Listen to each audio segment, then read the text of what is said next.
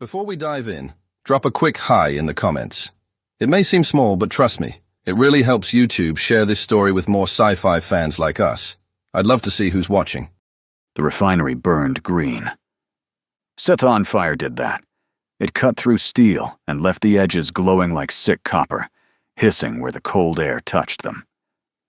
Leonard Olson pressed his spine to a fuel drum and counted muzzle flashes across the loading yard.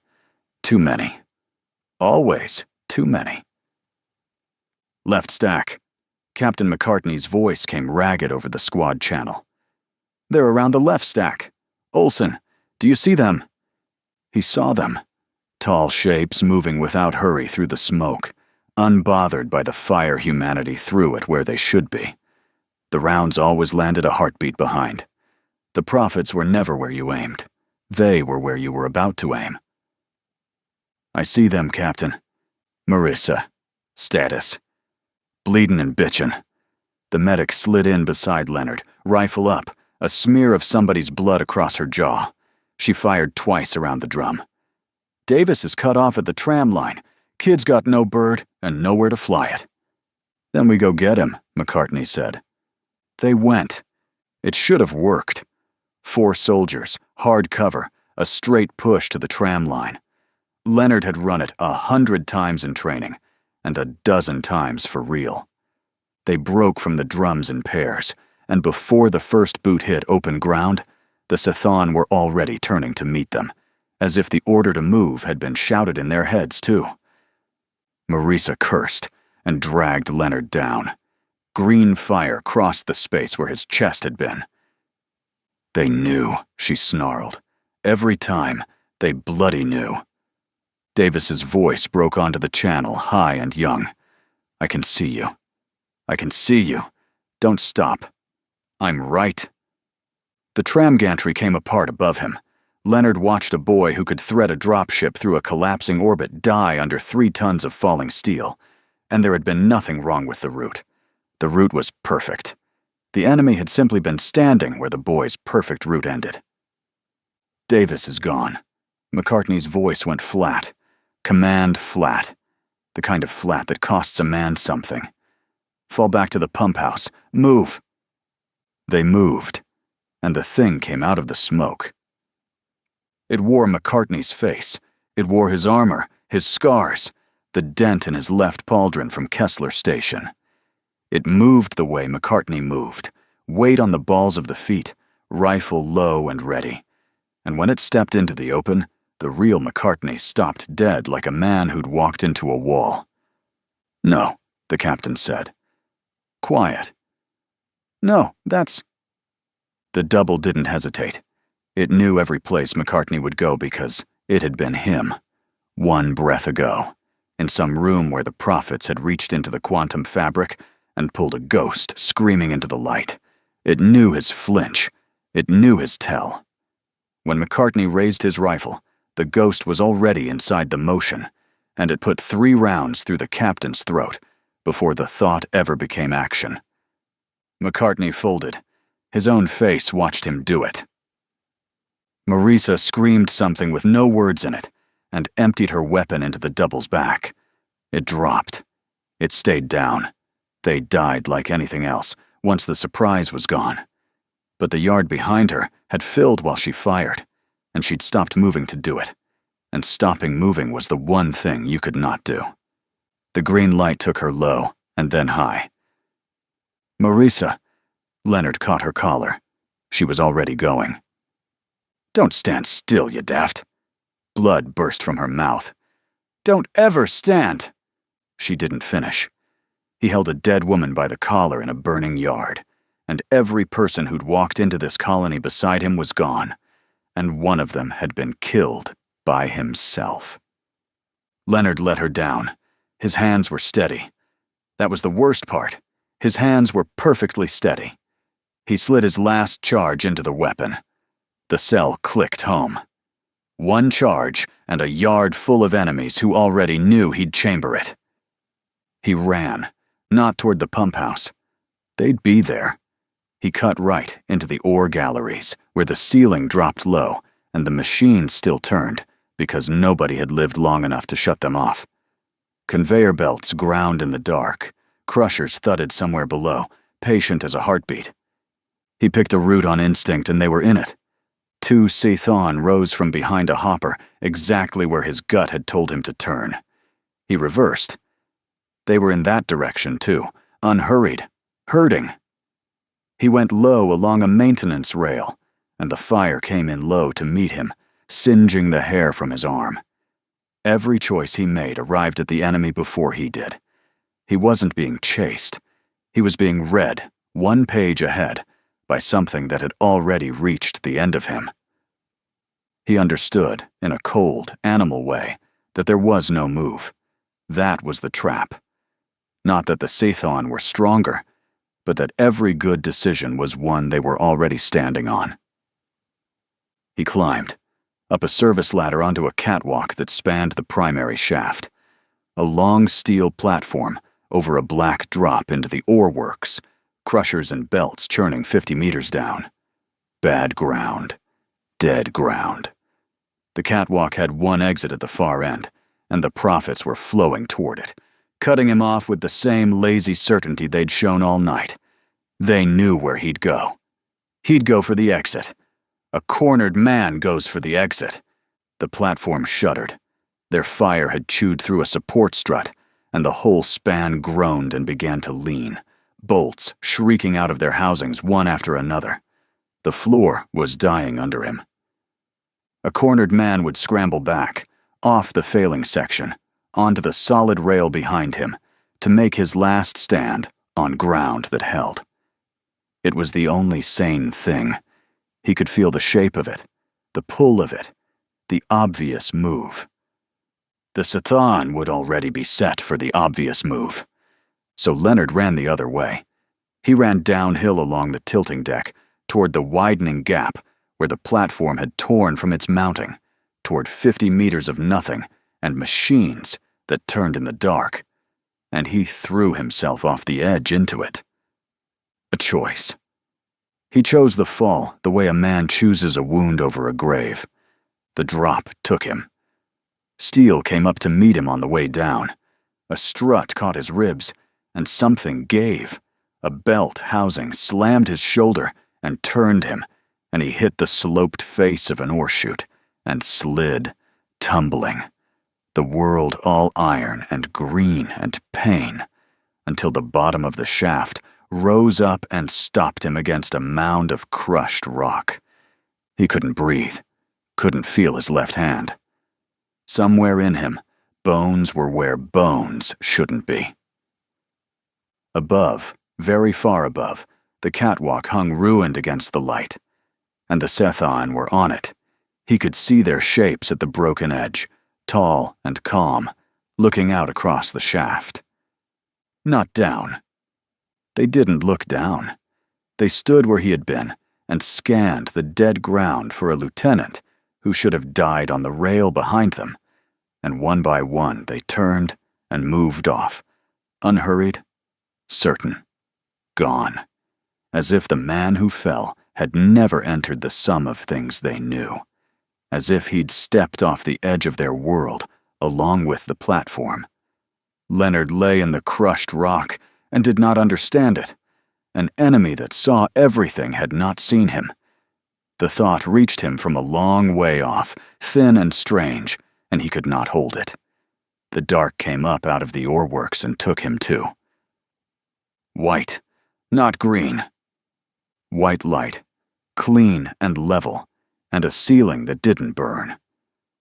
Leonard came up out of the black, expecting fire, and found a bay of soft machines instead, monitors ticking, the recycled hum of a ship underway. He tried to sit. A wide hand pressed him flat. Slow. The voice was gravel and North Sea. Your ribs are new. Give the glue an hour. The man beside the bed was built like a breakwater, gray at the temples, a face weathered down to essentials, an admiral's marks worn dull with use. He didn't look like a man who'd won anything lately. He looked like a man who'd stopped expecting to. Where? Leonard managed, His mouth was sand. The Fenrir. My ship. The Admiral put a cup to his lips, let him drink. Bjorn Sigurdsson. My people pulled you out of the works at Marrow before the prophets glassed the site. You'd been down a while by then. How long? 3 days under. Induced coma. Admiral Sigurdsson said it plainly, no softening. You came in with more broken than whole. Left hand in pieces. 4 ribs, a shoulder, your pelvis cracked. The nanotech needs you still and quiet to knit bone, so we kept you asleep while it worked. It's done. You'll ache. You'll walk. Leonard looked at his left hand, flexed it. It answered. Somehow that was harder to believe than the pain. My squad. He already knew. He asked anyway. Marrow, was there? You were the only one. Sigurdsson didn't look away when he said it. That was a kind of respect, and Leonard registered it dimly. No other signatures came out of that colony.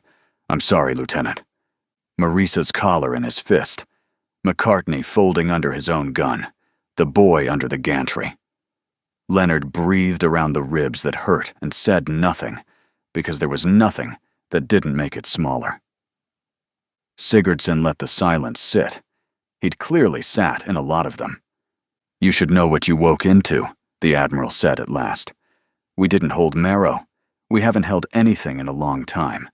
The Sethan take the ore worlds, then the trade lanes, then the yards that build the ships that lose the lanes. I send crews out, and the prophets are waiting where my crews decide to go. Every time. Because they decide first. We've stopped being an army out here. His jaw worked. We're livestock that shoots back, sitting ducks with rifles, dying on a schedule somebody else wrote. Leonard stared at the clean white ceiling. Somewhere under the drugs and the ache, a thin, strange thing turned over and would not settle. The shapes on the broken catwalk, calm and certain, looking out and not down. An enemy that knew every move he'd make, that had known McCartney's flinch and Davis's route, and the exact place Marisa would stop. That had known every move, and had not seen the one he never decided to make. He couldn't hold the thought. It slid away into the coma fog, and the grief and the hum of the Fenrir carrying him deeper into a war he had not escaped. He closed his eyes. He didn't understand why he was alive. He was fairly sure that ought to trouble him more than it did. The drop bay of the Fenrir smelled of oil and other men's fear. Leonard checked his cell for the 3rd time. Full charge now. Sigurdsson's quartermasters didn't send men down light. The one mercy the old man's ship still ran on. Around him, a company of strangers sealed their armor and said nothing worth saying. The veteran beside him was eating. A ration bar. Slow, methodical. Like a man who'd learned to fuel up because you never knew when the next chance came, or whether it would. He didn't look at the doors. He'd seen doors before. Across the bay, a gunner was field stripping a weapon that didn't need stripping, laying the parts on a cloth in a line, wiping each one, putting them back. Beside him, a woman with a corporal's marks slept, or pretended to, her helmet tipped down over her eyes. 2 others were running through a hand of cards with no stakes anyone had named. Nobody talked about Anvil. Nobody talked about the last drop, or the one before it, or the arithmetic that said this one would go like all of them. The young trooper was the only one still wired. He kept adjusting his straps. You've been down before, the young one said, finding Leonard's face. Under the Admiral. They say you walked out of Marrow. Nobody walks out of Marrow, Leonard said. I fell out of it. The veteran with the ration bar snorted without looking up. The young one almost laughed, decided Leonard was serious, and stopped. Anvil's already breaking. The drop officer's voice cut over the engines. The station's loading anything that walks. We hold the corridor until the transports lift. Then we lift.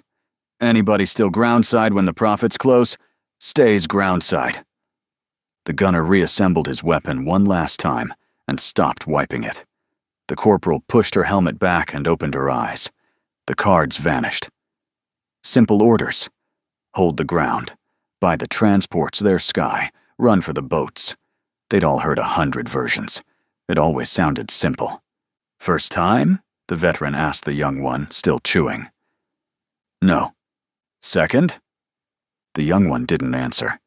The veteran nodded like that told him everything, and folded the ration wrapper into a small, neat square, tucking it away, as if litter still mattered where they were going. The bay doors opened onto a red sky. Anvil Station burned below, a forward base built into a ridge of black rock, its landing fields swarming with people trying to leave the war one boat at a time. Transports lifted heavy and slow through smoke, engines screaming against their own mass. And beyond the ridge, unhurried, the Scythian came on. Not fast. They were never fast. Fast was for people who weren't sure how it ended. Leonard hit the ground running, and people started dying. The corridor was a rock defile between the landing fields and the muster line at the depot spine, and the Sethan were already in it. They held the high stone overlooking the corridor, turning the whole approach into a kill zone. The gunner went first. He'd barely cleared the drop when the green fire found him, and he came apart mid-stride, the weapon he'd cleaned so carefully clattering ahead of him across the rock. Cover! Into the folds! Move! Leonard shoved the young trooper sideways into a seam in the stone, as fire chewed the ground they'd both been standing on. Stay low! Stay down! They went to ground in the rock folds, and the prophets adjusted, patient, walking the fire along the cover, as if they'd been handed a map of where each man would hide. Because they had. Not handed. Calculated. Same thing. Out here. The corporal was pinned across the defile, 3 of her people behind a low spur that was getting lower by the second. Leonard put fire up at the high positions to pull the Scythan's attention and screamed at her to run. She ran. She made 4 meters. The green light took her at the knees, and then, as she went down, finished it. Her people broke without her, and the fire followed them into the open. They're above us on both walls, someone was shouting. Every time I move, they're already— Then don't move where you'd move, Leonard said, and knew it was useless even as he said it, because a man under fire moves where his body screams to. Another man down. Then another. The veteran with the ration bar took cover behind Leonard's spur, calm as ever, and put 2 precise shots where a Scythian had just leaned out. By the time they arrived, it had already shifted back into cover, and its return fire took the veteran through the chest. He sat down against the rock with a look of mild professional annoyance and didn't get up. Fall back to the spine. Sigurdsson's voice came over the command net, steady and unmistakable despite the gunfire. All ground elements, pull to the depot line and hold. Cover the lift from there. The men still alive began to move. That was what you did. That was survival. Fall back to the prepared position, the fortified ground, the walls. The young trooper was already scrambling that way, and Leonard almost went with him, every trained instinct hauling him toward the line. He looked at the approach to the spine, and he saw them there too. More of them. Waiting on the exact ground his people were being ordered onto, arranged with that terrible patience. The spine was where every retreat ended, where every soldier had been taught to regroup when the line broke. The prepared position wasn't a refuge. It was the second half of the trap, and the fallback order was the hand feeding them into it. Something in Leonard refused, not a plan. A refusal, rising from the place that had thrown him off a dying catwalk into the dark. He grabbed the young trooper by the harness and hauled him back from the retreat. Belay that. Belay the fall back. His own voice, ragged, astonishing him. The spine's a kill box. They're set on it. On me. Forward. Forward where? The net demanded. Into them. Down their own throat. It's the one place they're not waiting. With me. Now, before they read it. Into the guns, the one direction no sane officer sent broken men. They stared at him for half a heartbeat. A lieutenant, not even their lieutenant, countermanding an admiral. And then, because everyone could feel the wrongness of the spine, enough of them came. They went into the Scython flank through a collapsed gallery the maps had written off as impassable. Leonard led them over rubble that existed on no plan, that no doctrine would ever send a man across, and that was exactly why it was empty. Loose stone slid under his boots. A man behind him fell, was hauled up, kept coming. The high positions that had shredded the corridor couldn't bring their weapons down far enough to hit them. The whole defense had been built to stop a retreat through the corridor, and a retreat wasn't coming. They came up under the enemy line from beneath and behind, into the soft place a line keeps at its own back. The first Scython turned as Leonard reached the lip of the gallery. He turned toward where the calculation had promised he'd be, its long, calm hands already bringing the weapon around to that empty patch of air. Leonard wasn't there. He was 3 paces left, inside the wrong half-second, and he put it down before it could correct. Then it was close work. Ugly work. A Scython loomed over the young trooper, and Leonard drove a shoulder into it, knocked its aim wide, and the trooper finished it point blank. Another came at him from the side, and he ducked under a strike that would have taken his head, ducked into it, wrong, unpredicted, and gutted it against the rock. They fought through the position hand over hand, taking it apart from inside its own certainty. And every time the enemy's fire came, it came a heartbeat late, chewing the stone where a sane man would have been. They rolled up 40 meters of prepared line in 90 seconds of it. Men Leonard didn't know died doing it. One so close the spray of it went across his visor. But the corridor cracked open behind them, and the transports caught their window and clawed for the sky. Boat after boat, heavy and slow and alive. Leonard didn't count them. He'd stopped counting the living a long time ago. He only knew the number was large, and that it was large because he'd done the one thing the enemy hadn't set itself to receive.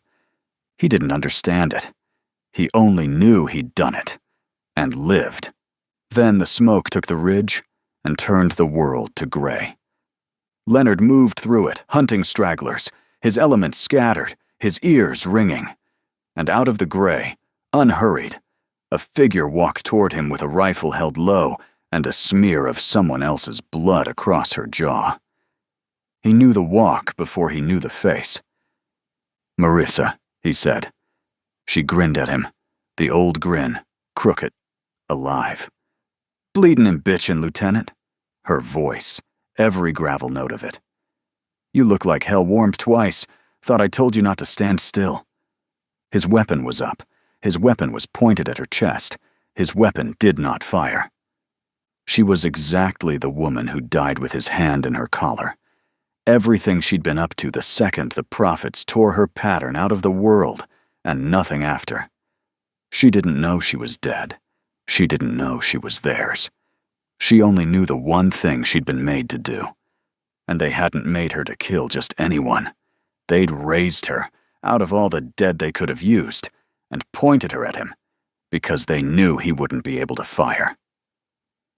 She came for him. She fought the way she'd always fought. Dirty, close, a pirate with a rifle and a blade she'd never bothered to register in any manual. She batted his muzzle aside before he could decide whether to use it, and the decision was gone, and she was inside his reach. There he is. She caught his wrist, twisted it the way she'd shown him herself in a dozen sparring sessions, and his weapon spun away into the smoke. "Slow, Lieutenant. You're always slow off that left shoulder. Told you to drill it." He backed off a bad block, and she followed it exactly, because she knew he'd give ground to the right. He always gave ground to the right. And her blade opened his forearm plate where the seam was weak. "Come on," she breathed. "You held me when I went. Held me like I was worth something. Least you can do is not make it slow." He couldn't make himself speak. He threw an elbow, and she was already leaning away from it. He feinted low, and she read the feint before it finished, tapped his knee out from under him, so he had to catch himself on the rubble. "You're thinking," she said, almost gentle, circling. "That's the trouble with you. Always thinking. I can see every one of 'em coming, Leonard. Every single one." She could. That was the horror. She spent his own habits against him like coin, driving him back over the broken ground. And every defense he raised she'd already answered, because she'd stood beside those defenses 100 times and knew them better than the prophets ever could. He gave ground, and she read every step, because a broken man retreats, and she knew exactly how this broken man would run. His back met stone, nowhere left to give. She lunged. And Leonard did the one thing she had made him swear never to do. He stopped, went still, planted his boots on the dead ground, and didn't move. Not a dodge, not a bolt, not the frantic scramble every nerve screamed for and every model of him predicted. The last thing she'd given him, dying, had been "don't ever stand still," and she had built her whole attack on the certainty that the man she'd said it to would run. He stood. Her lunge went where a running man's spine should have been. It found empty air and the flat of a stone he hadn't fled past. For a quarter second, she was overcommitted. Her weight past her feet, her read of him spent on a Leonard who no longer existed, a Leonard from before the fall, before the grief had remade what he was willing to do. He caught her in that quarter second. Not clever. Not clean. He drove his last charge up under her jaw and fired, and the thing wearing Maurice's face came apart against the rock, and he was screaming something he couldn't hear over the ringing, holding a dead woman down for the second time in his life. He didn't let go when it was done. He knelt there in the smoke with what was left of her, and his hands wouldn't unclench from the ruined armor, and the ringing in his ears filled slowly with the sound he was making. He'd held her collar the first time, too. He'd told himself the first time that there'd been nothing he could do. He couldn't tell himself that now. This time, he had done it. His hand, his charge, her face. The smoke moved over them both. Somewhere far off, a transport-cleared atmosphere with a sound, like the sky tearing. Leonard stayed down in the gray until his hands finally opened on their own, and even then, he didn't stand for a long time.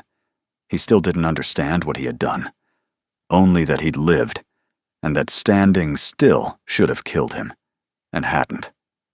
The Fenrir ran dark and quiet on the far side of the withdrawal. Sigurdsson found him in the empty drop bay, still in his scorched armor, staring at nothing. The Admiral didn't offer comfort.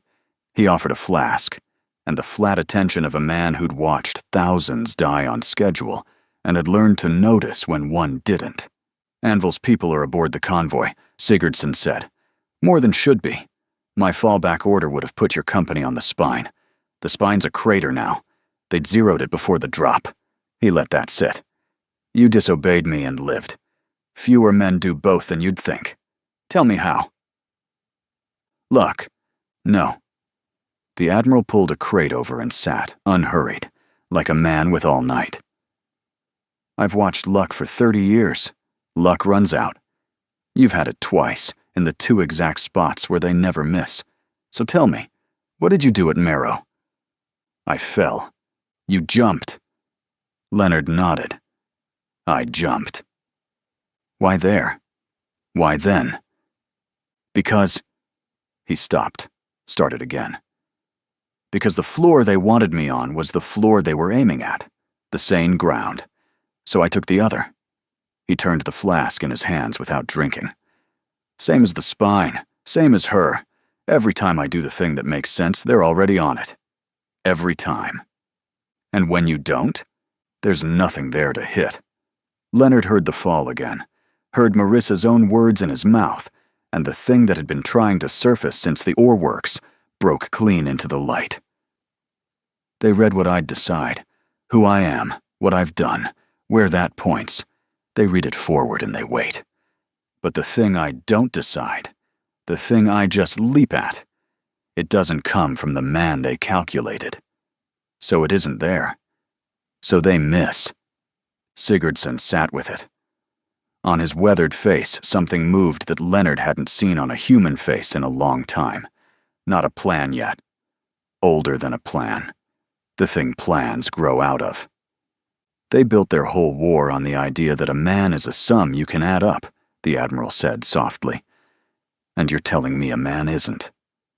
I'm telling you a man can refuse to be. Outside the hull, the stars held still. For the first time in years, aboard a ship that only knew how to lose slowly, two men sat in the dark with something that felt dangerously like a way to win. Far across the black, in a chamber that did not use light because certainty needed no light, the Scythian reviewed the day and found an error in the world. They didn't feel fear. Fear degraded the calculation. But they found, in the ledger of the future, an entry that could not be reconciled.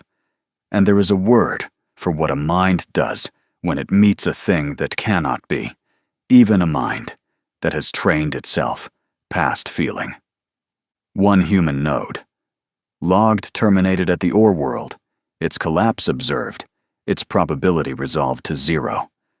Present now on the ledger again, deviating again. A dead man walking outside the sum of himself, and around him lives the calculation had already spent, stubbornly continuing. Once was noise. The future permitted noise. Twice was a hole in the weave, in the exact shape of a single man. And through it, the certainty of ages was very quietly leaking. The Scythian did not deliberate long.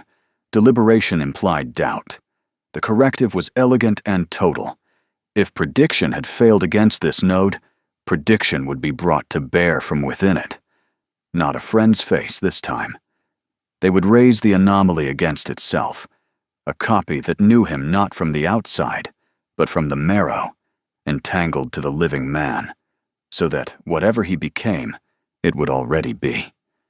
You cannot outrun what knows you from the inside. The web of quantum entanglement converged on a single point, and in the lightless dark, without hurry, it began to make another Leonard Olson. It came for him on the hangar deck of the Fenrir, and it wore his own face. Leonard had known it would. He'd felt it coming for 2 days. A pressure behind the eyes, a doubling, like a word spoken a half-beat before he thought to speak it. He'd told the medics it was the concussion. It wasn't. At Anvil, the prophets had raised a ghost wearing Marissa's face, and putting it down had nearly broken him. That one was gone. A ghost killed stayed killed. This was worse and quieter, and he'd known the shape of it before he ever saw it move. Not a borrowed face this time, his own. Same scars, same split cheek, healing. Same bad left shoulder it favored exactly the way he favored his. It stepped out from between 2 gutted dropships and stopped, and looked at him with his own eyes, and Leonard felt the whole deck tilt under him. It didn't speak. There was nothing to say. It knew everything he'd say. They went at each other across the deck, and it was the worst fight of Leonard's life, because it wasn't a fight. It was a mirror. He fainted low, the faint that had opened a Scythian throat at Anvil, and it was already answering, sliding off the line before the feint finished, because it would have thrown the same feint, and knew the counter cold. He went for the irrational move, the leap, the thing that had saved him twice, the thing the prophets could never read. It leapt, too, into the same gap, at the same instant, because it had learned the same lesson in the same yard, standing over the same graves, and there was nothing new under his skull it didn't already own. He drove a knee up. It turned its hip and took the knee on the thigh, the way he would have. He grabbed for a fallen bar of decking. Its hand was already there, closing over his, and for a moment they strained together over the same weapon, faces a hand apart, breathing the same ragged rhythm. "Stop," Leonard said, and didn't know why. And the thing's mouth moved on the same word at the same time, and that was the most horrifying second of his life. He broke a knuckle on its jaw. It opened his cheek back to the bone, with an edge of decking it had picked up in the same instant he'd reached for his own. He tried the thing you're not supposed to try. Went for its eyes, dirty, desperate, nothing a manual would ever teach. And it caught his wrist, because of course it had gone for his eyes too, in the same breath, and their hands locked between their faces in a mirror of pure intent. He gave ground, and it gave chase, and it read every step, because a cornered Leonard ran a certain way, and it was the only thing in all the universe that knew that way from the inside. He couldn't feint it. He couldn't rush it. He couldn't tire it faster than it tired him. Every advantage he had ever had against an enemy was gone, because this enemy was himself. There was no standstill. A standstill was two forces holding. This was one force, split, and Leonard could feel which half was fresher, and it wasn't his. So he stopped trying to win. He hurled himself backward through a blast hatch, slapped the emergency seal, and got clear as the door ground down on his doubles-reaching hand. The same scarred fingers, and caught, and severed nothing, and withdrew a half-second before the steel closed. Not a victory, a door, a minute. Leonard slid down the far bulkhead with his heart slamming and his cheek pouring, and that cold doubling still sitting at the back of his skull like a second heartbeat. On the far side of the hatch, the pounding started. Patient, rhythmic, his own fists learning the steel. Then it stopped. He felt it stop before he heard it. The doubling in his skull didn't vanish, but it went distant, banked, like a held breath. The ghost had broken off. It couldn't reach him through the seal, and a thing built to kill him did not waste itself hammering a door it couldn't open. It simply went, back into the dark it had come from, to find him where the walls were thinner. It would wait. It had all the time he did. And he understood, finally and all the way down, that there was no move on the board that ended with him alive. And yet, for the third time, he had walked away from a death already written. The impossible had happened again. Sigurdsson found him bleeding on the deck, staring at the shivering hatch. "It's me," Leonard said. "This time they sent me." The Admiral looked at the dents blooming in the steel from the far side, at the blood sheeting down the lieutenant's face, and something in his weathered features went very still and very old. "Then we don't wait for it to finish the door," Sigurdsson said. "We move. Now." On the bridge, Bjorn Sigurdsson did the thing he had not done in the entire grinding length of the war. He gave the order to attack. Not to sweep a fallen world, not to hold a corridor while the transports ran, not to pull the living out of one more place humanity couldn't keep. Attack. He pulled in every hull that would answer his call. Tired ships, patched ships, ships whose crews had only ever learned how to lose slowly. And he pointed the whole ragged mass of them at the Sethan command node holding the reach past Anvil. A fortress station where the weave ran densest, the place the prophets did their calculating. His captains told him it was suicide. The approach was open. The Sethan would be waiting on it, dug in, certain, the way they were waiting on everything. "They'll be waiting where we'd sanely go," Sigurdsson said. "So we don't go sanely. Every ship breaks formation the second a formation can be read. Every captain throws the doctrine out the airlock and chooses, moment to moment, the move that makes no sense. I've spent 30 years sending men where the enemy already was." He looked at the plot, at the dense, cold knot of the enemy fortress. "Today we go where they can't be sure of us. We are damned well going to end this." It was not a plan built on better ships. They had no better ships. It was built on a single idea. Go in unpredictable, on purpose, every soul of them at once. And it was the first idea in years that did not already belong to the enemy. The Fenrir led. Behind her, the fleet came on, ugly and broken and impossible to read. Hulls scattering the instant their pattern set. Gunners firing on counts no doctrine would ever teach. And out in the dark, the Sithon fire came a heartbeat late. All across the black, for the first time in the memory of anyone aboard, green light chewed through empty space where human ships had already stopped being. They paid. Ships still died. A frigate opened to the void, its crew gone to vacuum between one breath and the next, a corvette folding into a soundless flower of light. The Sithon were not helpless. They adjusted, the way they always adjusted, narrowing the odds, filling the black ahead with fire on every vector a fleet might sanely take. But a fleet that had stopped being sane gave them nothing to converge on. Where doctrine would have massed, the humans scattered. Where doctrine would have held course, they cut.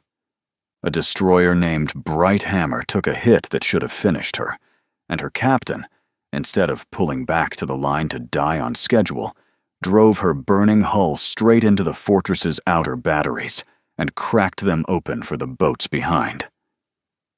They died going forward. That was the difference, and the Sithon had no answer for the difference, because it lived in a place their arithmetic had never been allowed to look. The ones behind the dying did not slow.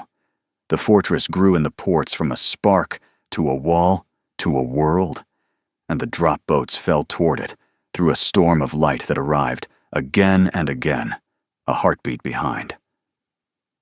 Leonard went down with the boarding element, onto the node, into lightless corridors of stone, where the prophets kept their certainty in the cold and the dark. His side ached where the concussion had thrown him against the drop rack.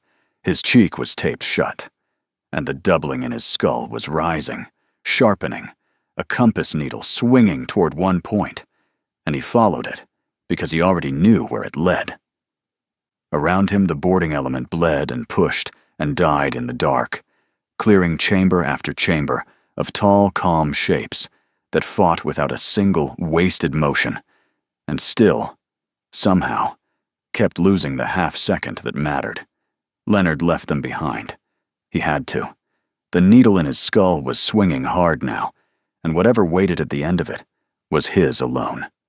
His ghost was waiting at the dead end of a black corridor, and there was no hatch this time. No seal to slap. No minute to buy. Just the two of them, and the fleet a distant thunder rolling through the stone. They fought. It was worse than the hangar. Both of them spent now. Both cut. Both bleeding the same blood at the same rate, from the same wounds they'd traded getting here. He didn't bother with the leap. He didn't bother with the stillness. He'd learned on the hangar deck that every trick he owned was a trick it owned too, and there was nothing left to test. They circled a meter apart in the dark, each move answered before it finished. Two men trapped inside the same fight. A man cannot win a fight in which every move he makes is already his opponent's. That was the whole genius of the horror the Sithon had built. Not a monster in the dark. You. Exactly you. And only ever unbeatable by you. So Leonard stopped trying to win. He couldn't beat it, but he could still stop it. He turned his own weapon around, set the muzzle up under his own ribs, and looked his own face dead in its own eyes. It didn't understand. He watched it, not understand. Watched the calculation behind his own eyes reach for the move and fail to find it, because it wasn't there to be found. The thing across from him existed for one purpose, to kill Leonard Olson. It had every leap Leonard had, every refusal, every irrational turn the prophets couldn't read. It did not have this one. A thing made only to kill cannot choose to die. It cannot spend itself. It is not free to. Leonard was, and he fired. The charge tore up through him, and the world went white at the edges, and he felt the doubling at the back of his skull snuff out all at once, like a flame under a heel. Across the meter of dark, his ghost dropped. Not struck down, not beaten, just cut loose. A puppet with the strings burned through. Dead before it folded onto the stone. Gone the instant the man it was bound to stopped being a man it could reach. Leonard went down the wall with his hand clamped over the ruin of his side, and did not understand what he had just proved. Only that the thing wearing his face was down, that he had done it, that he was, somehow, wrongly, still here to know it. Sigurdsson reached him at the head of a squad that had cut its way corridor by corridor to the sound of the guns. He took it in, the dead ghost, the living man, the arithmetic that could not be. And his voice broke on something that hadn't lived in it for years. It's down. Your double is down. His hands found the wound, pressed hard, and Leonard's blood came up between the old man's fingers. You put it down, Lieutenant. Do you see it? They can die. We can end them. It can be done. Everything after this, everything we thought was already lost. We were right. Blood ran between the words, something that was almost a smile pulling at the taped cheek. A man isn't a sum, Admiral. Told you that. You told me. And for one moment, in a corridor at the cold heart of the enemy's certainty, two men held the proof between them, and the whole long, hopeless war looked at last like a thing that could be won. Then Sigurdsson's ghost came out of the dark behind them. It had the old man's face. It had his gait, his gray, the set of his shoulders. It never looked at the real Sigurdsson kneeling beside its target, because Bjorn Sigurdsson was not what it had been made to kill. Leonard was. It drove its blade down toward Leonard's chest with the whole of what it was. Sigurdsson didn't reason. He didn't think, now I know it can be done. He was an old soldier, and he saw a thing that had forgotten he was in the room, and he took the opening the way 30 years in the dark had trained him to take it, without a breath wasted on wondering. He put the muzzle against the side of his double's head. It was his own weathered face. Then he fired. The ghost dropped, half a second too late. The blade was already in. Leonard was already folding around it, and the old admiral threw the spent weapon away and caught him as he slid, and lowered him to the cold stone as gently as he could. No, you hold on. Sigurdsson's voice broke for the first time. We won. You hear me? You proved it. Medic. You have to teach them. Leonard's hand came up and found the admiral's collar and gripped it, the way he'd gripped Marissa's collar in a burning yard on the day he became the man dying here, the way he'd held on to everyone he'd ever failed to save. Not the tech. There's no tech. The choosing. Teach them to... His breath tore. To stop making sense, on purpose, every time. That was it. That was always it. That's the whole... His hand was steady. Even now. Even here, with his blood going out across the enemy's stone, his hand was as steady as it had been in the yard at Marrow on the day everyone he loved had died, and only he had walked out of the fire. Then it wasn't steady anymore. Bjorn Sigurdsson knelt in the dark at the heart of the thing they had come to break, holding Leonard as the life went out of him. He understood exactly what he would carry to his own grave. Leonard had proved the ghosts could be killed, and Sigurdsson had used that proof, but half a second too late. The war had finally given humanity a way to win, and it had cost the life of the man who found it. The lesson spread through the fleet. The ghosts could be killed, and once humanity understood the flaw, the Scythians stopped winning the way they always had. Each soldier went in determined to break his own pattern. Every plan was built to be unreadable, any choice made to make no sense. Sigurdsson won every engagement after that corridor. He never once found it in himself to call a single one of them a victory. And when the guns went quiet, Admiral Sigurdsson kept one thing from all of it. Not a medal. Not a citation. a memory of a steady hand, closing on his collar in the dark, and the last thing that hand had asked of him, and the terrible, simple truth a dying man had spent everything he had to press into the living. A man is not a sum.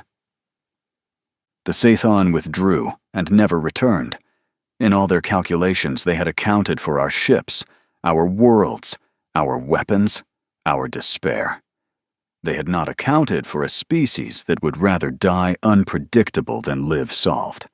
That was the one variable they could not kill. Hey there, space human.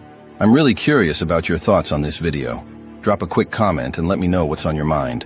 Or just say hi if you prefer. Either way, I'd love to hear from you. Also, remember to check the pinned comment. Trust me, it's worth a look. Oh, and one last thing. I've chosen another video for you to watch. Just click the card here. Or here if you want the whole playlist. See you there.